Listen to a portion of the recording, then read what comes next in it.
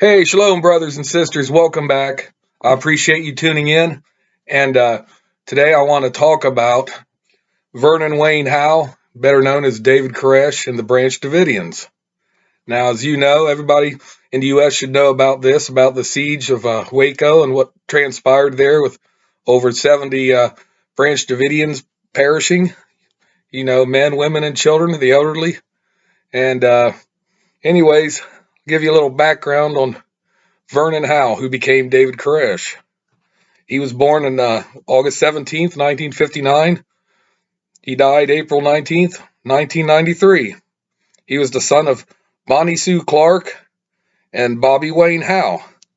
David didn't have a relationship with his father, didn't meet him until he was 17 years old. And anyways, Bobby passed away in 2009 and no 2008, and Bonnie, she passed away in 2009, and she was murdered by her sister. They were visiting their mother, and the sister had some kind of mental problems, and she attacked Bonnie with a knife, and Bonnie succumbed to her injuries. But anyways, with that said and done, when David was 19 years old, he had sex with a 15-year-old girl, got pregnant, who became his wife. He started out in the Southern Baptist Church, and he got kicked out of that church because I guess he supposedly thought he had some kind of revelation about getting with the preacher's daughter. And he kept bugging the preacher, so the preacher dismissed it, excommunicated him. He was out of it. So he decided to go to his mother's faith, was a Seventh-day Adventist. He went there, and that didn't work out very well. He moved to Waco, joined up with the Branch Davidians.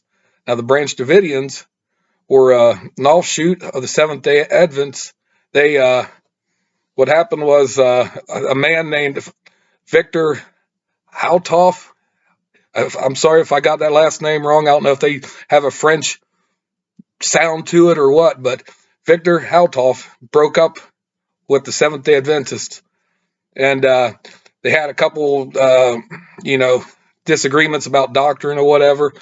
I'm not going to get into that, but one of them was Victor thought that him and his group should go to Israel and restore the Davidic kingly line.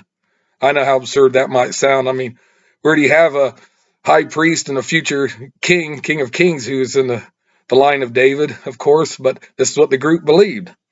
Anyways, later on, a man named Benjamin and Lois Roden, they were heads of the group, the Branch Davidians, and they had a son named George. And what happened there was David, he came to the group in 1981, just around 1981, joined the group. 1983, he claimed he had power of prophecy. So what happened was, one time he convinced Lois, who Benjamin passed away probably a decade before. He had this revelation about what God told him to do, and he was supposed to impregnate Lois. Well, he sort of did, but I think she had a miscarriage or something, didn't work out.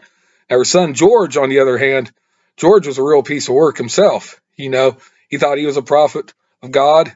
He thought he was a successor of, Lois and them.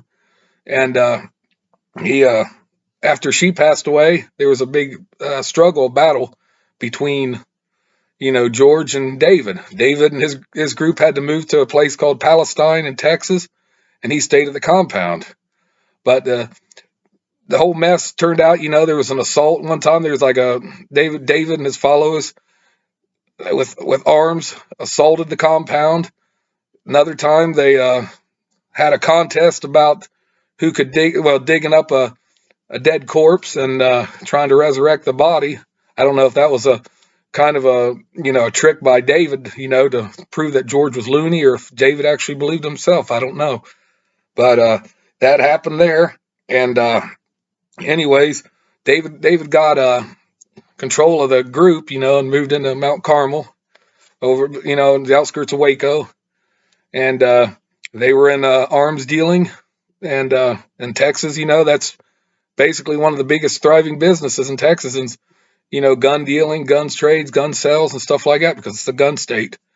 And anyways, David started spouting off about he wanted to also bring back the kingly line of David too. At one point, he wanted to go to Jerusalem and do the same thing that Victor wanted to do, but he said no. He's like, I'm going to be martyred. It's going to be in my own land and in America. So he dropped that, but he also started saying that he was a true prophet and he could open up the scrolls of Revelations, the seven seals. He's talked about Daniel and everything else, and he had a photographic memory of Scripture. He had a photographic memory of it. You could say Chronicles, chapter 1, verse 3 or whatever. He could recite it from memory, and a lot of people can't do that. But just because he could do that doesn't mean he was actually from God. I mean, it could have been from the devil too. Who knows? But I wasn't in the mind of David and them. I don't know, but there was a disturbing trend going on with Koresh. Koresh, he was, his followers thought he was a holy prophet, and obviously he was an unholy horn dog. And that's what, plain and simple, And he was a hot dog on the guitar and everything. He loved to play rock and roll and stuff like that. That's the two things. He loved Bible scriptures. He loved playing music, and he loved women. I can't say really loved, lust after women. And he started saying he's betrothed to other women. By bringing back the kingly line, David, he thought he probably had the authority from above to have 500 wives or 300 concubines. He's getting really that Old Testament type of mentality, like he was special. And his faithful flock, they followed along. And that ain't, seeing that, just even now, today, watching videos and, doing a study on it, videos, reading up and everything. True prophet don't do that stuff. True prophet don't go around and want to hide life, They have a message to say. They go from door to door. They go everywhere, in the Old Testament, clearly they just walked around and they warned the heads of state, Israel or Judah or whatever, they're, impending doom if they don't change their ways. They didn't ask for money. They wasn't part of the prosperity gospel. They didn't want 100 million wives. They didn't want all the glam and exposure. They just had a mission and they did it. So that tells you what a true prophet is. But, but David he had a way with the words, had a way with the gospel and everything, but in a distorted way. And I think when he got that power, he started becoming more twisted. The power corrupted him, it kind of got to him. Anyways, it was back in February of 1993 when he got attention from the ATF, FBI, U.S. government about his gun operation. And as usual, the government wanted to go there and, investigate, serve warrants and stuff like that. And it's controversial what went on there, because, from the government side, they went to serve a warrant and they opened fire on them. But on the surviving Branch Davidians, they said, no, these officials come in blazing guns like John Wayne and Butch Cassidy and the Sundance Kid, they start blaring and blasting, into the door and everywhere else. And we had to defend ourselves and we opened fire. They didn't say they were police. They didn't say anything. It's what the Branch Davidians were saying. Anyways, they had a ceasefire after maybe an hour or two, just to collect the wounded and the dead and everything. And then they started negotiations. But in the midst of that, David wanted to publish his seven seals, the Revelations. He wanted to write a thesis. He wanted the government, to put it in the media all over the United States, and he said he would come out. He never did get that chance, though, because they finally went in with a military tank, and whoever set the fire or whatever in there, the thing got engulfed in flames. and all those people died. The men, women, children, the elderly, they all died. Even the pets, they died. And government, of course, while this siege was going on, the government actually funded a television movie to be out, and it was actually being in production while this stuff was going on. It's called Ambush in Waco. It's 1993, and by the time they got it out in record fast because of propaganda. The government, they learned very well off of Nazi propagandist Goebbels. We got to get the public on our side in this. I'm not saying, like I said, I'm not saying David Koresh was a saint or anything. That's far from that. But what the government did, because the government, remember who was in administration, the government administration as president, Bill Clinton. Yeah, defender of women. And he ain't really a defender of women. He sits there and says that I'm a defender of women and rights and everything. But he's molested more women and humiliated them than probably a lot of people around, with his authority. And, he was an alpha male, of course, and hearing about David Koresh and all these women, that's bruised his ego. He thinks I'm the only. And then he got Janet Reno, the attorney general at the time, she's probably jealous too, saying, hey, you're messing with my masculinity. But anyways, like I said, the women, children, husbands, fathers, everybody perished, except the ones that jumped out the windows. A few that did manage to get out. I think it was maybe 12 people got out. But they used army tanks, they had helicopters, they had assault rifles, bazookas, and everything else, which is, again, it goes against the Constitution. You cannot have that stuff. You cannot use that stuff against civilians. This was a police matter, not an army matter. Plus, Koresh and them they had arms in there, but they didn't have military, the type of military hardware like tanks, and they might have had a bazooka in there, but all that stuff burned up, and scraps and metal was only discovered in it. But a lot of people, have different views on the subject. Some say, the Branch Davidians were wrong. Others said the government was wrong, and while they're right. And my take in is, David Koresh was wrong, definitely wrong, and the government was wrong under Clinton administration because and when it comes to the kids perishing, liberals are okay with baby killing. Just think about their doctrine and everything.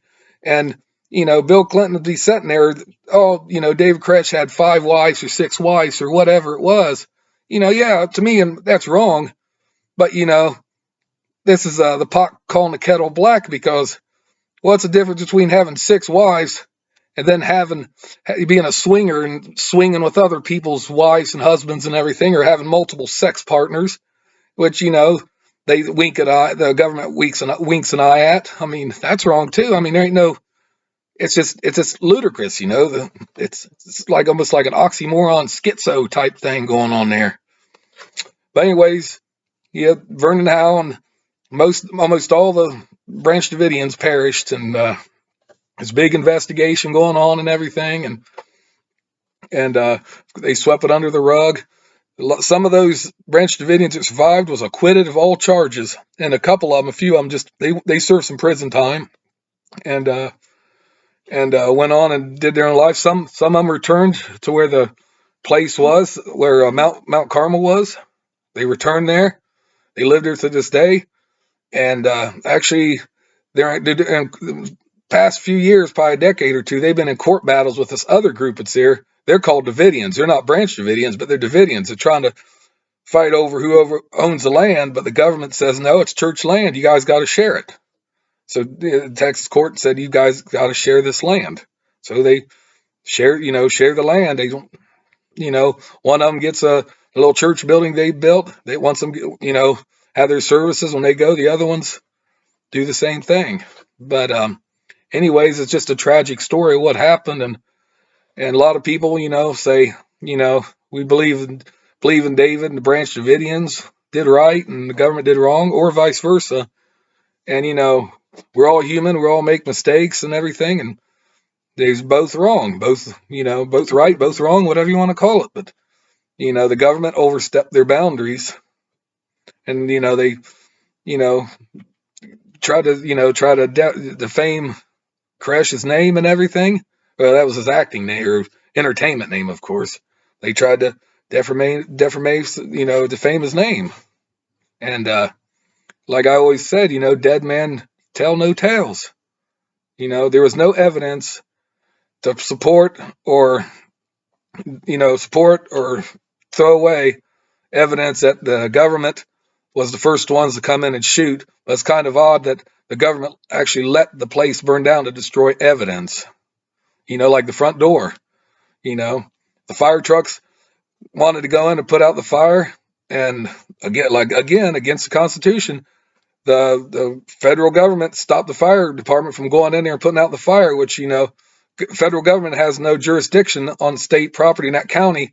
The fire chief, the fire department does, but they still stopped them. And evidence was gone, and people passed away. And dead men tell no tales, so it's easier just to do the propaganda machine and let them know, oh, this man was wrong, the government was right, but they ain't going to admit they did wrong either in their department. They won't admit that. Hey, ask Lee Harvey Oswald what he thinks. Well, you can't, because he's dead. Dead men tell no tales.